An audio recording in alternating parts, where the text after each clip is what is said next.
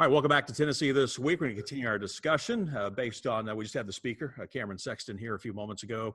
We're kind of getting our pundits' thoughts on what they felt after hearing the speaker voice. We touched on a number of topics, and one of those was Roe v. Wade. Obviously, we're talking about the leaked draft. It was just the first draft.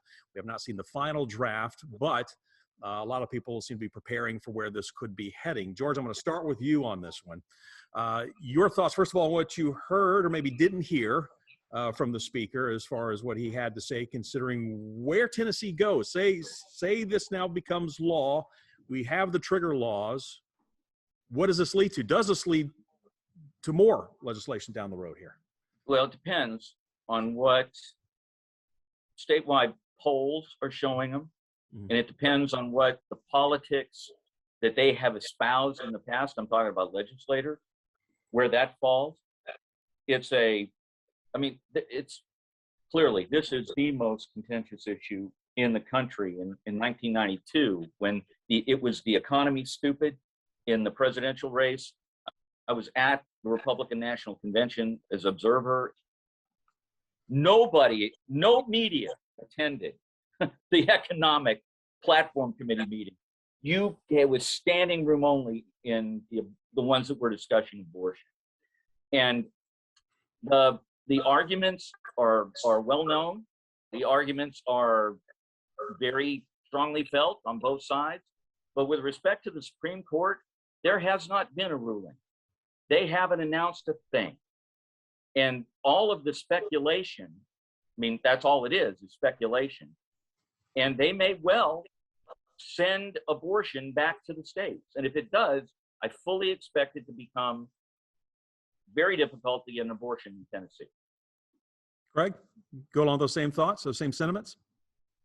Right. We just have a draft from February. Right. You don't really know. Nothing final yet, and we need to reiterate that. Right. And the reasons for the leaking of the draft are as varied as the number of Supreme Court justices. So but all the parts are in place in Tennessee if they invalidate or do give states authority to regulate abortions. All the parts are in place in Tennessee to do away with abortion in the state. So I think, we have to deal with that and what that means. I'm not a lawyer like Shelley, but I can't believe that a state can pass a law banning someone from traveling to another state for whatever reason that may be. But I think that the parts are in place.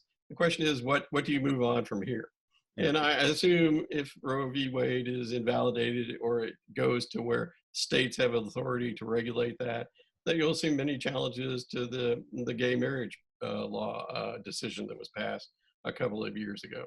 I think we will go down the whole litany of decisive issues that are dividing this country through the courts once this decision is finally announced. Shelley, I want to shift it over to you, kind of let you follow up on what George and Craig have been saying here, get your thoughts. Is this, as far as moving forward, when we talk contraception, is this going to be a full ban?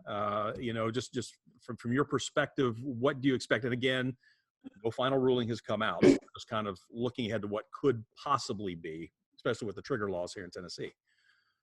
Right, and I certainly will start with what my lawyer answered almost everything is it depends. It depends on what the U.S. Supreme Court says in this opinion. I will be surprised if we get this opinion any time in the next couple of weeks. I think we're going to get this opinion at the end of June, at the end of their term. Generally speaking, they leave the larger, more influential opinions to come out at that time. And it's going to depend on how that draft evolved during that time. And then certainly there's going to be challenges. Roe v. Wade is based on the constitutional right to privacy, which is not, the right to privacy is not in the Constitution, but our courts over time have evolved that.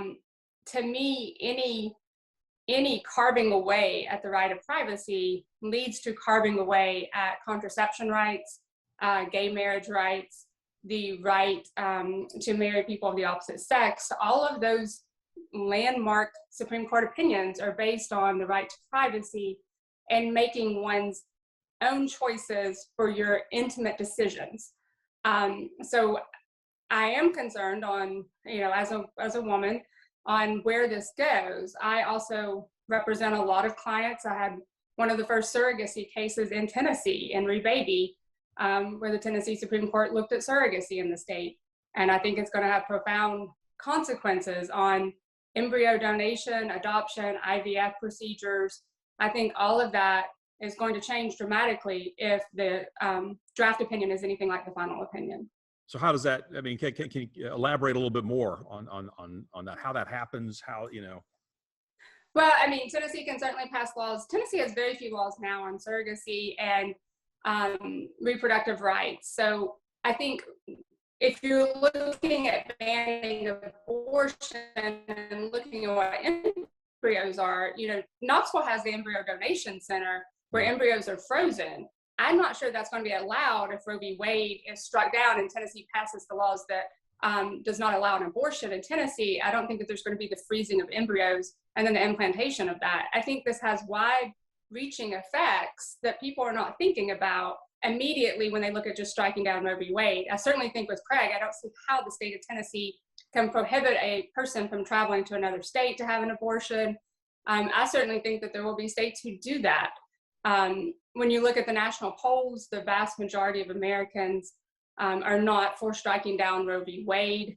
Tennessee is one of the few states that has some support for it, but I think there's going to be a lot of consequences that people don't know about, and I think there's going to be a lot of litigation over it. If I may, I mean, I understand. Literally about 15 seconds, George. I understand everything Shelley said, but it is speculation, and there will never be agreement from people who believe it's killing a child, and so there will never be peace on this issue, regardless of what the Supreme Court does.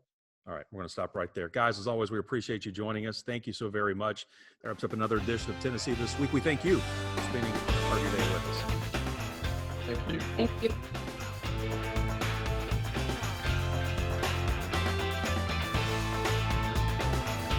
The views of guests on Tennessee This Week are their own and do not represent the views of WATE 6 on your side or Nexstar Broadcasting.